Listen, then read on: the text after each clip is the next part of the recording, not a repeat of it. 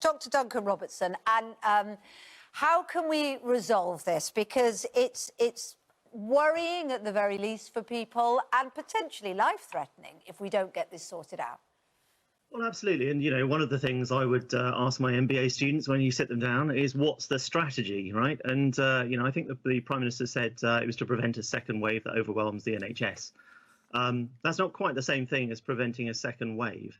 And you might think it's about minimising deaths, minimising people in hospital, but we haven't really been told what the government's strategy is. It'd be useful to know. And of course, this isn't a new thing. If you look at the data back in 23rd of August, the number of people looking for tests exceeded the capacity.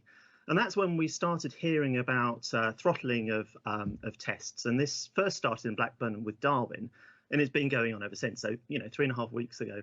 So, for example, when I was doing research for this on the beginning of September, 2nd of September, I looked, where's my nearest test centre if I need it? And at that time, it was in the Isle of Wight. And I don't know if you know about the going to the Isle of Wight from here, but it's basically a 75-mile trip according to the website. But of course, it's 85 once you drive. Plus, you need to get a ferry, all to have a swab stuck down your nose. So that's a bit of a disincentive to getting tests. I have a test centre 2 miles away, but you're obviously putting people further away to prevent the... So now what's your solution? What is your solution? Because you're a testing expert and you can see the challenges. There's a huge need, there's a huge pressure, and a lot of money's been spent on it already. So how would you solve it?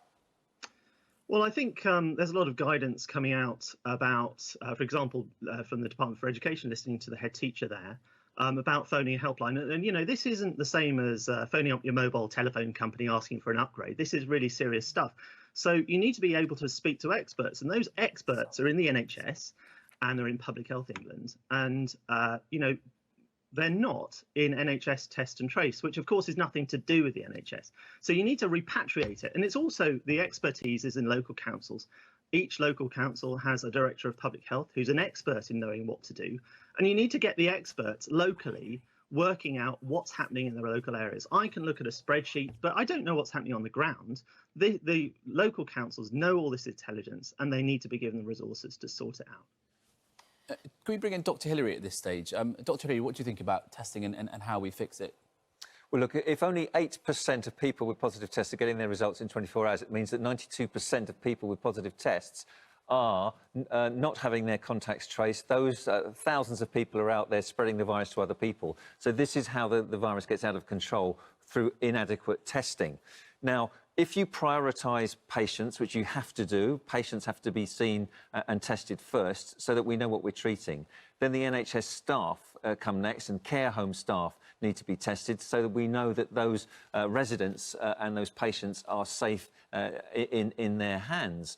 But if we're not testing within the community, we don't know where the virus transmission rate is highest, and we don't know how to control it. We can't put in local measures to keep things under control. So testing is absolutely key to keeping everything under control, and currently we haven't got that. And one of the problems is the logistics. We've never looked after NHS staff well enough. We promised the public that we'll have a world-beating NHS system, which we have done thanks to the staff, but we never look after the staff.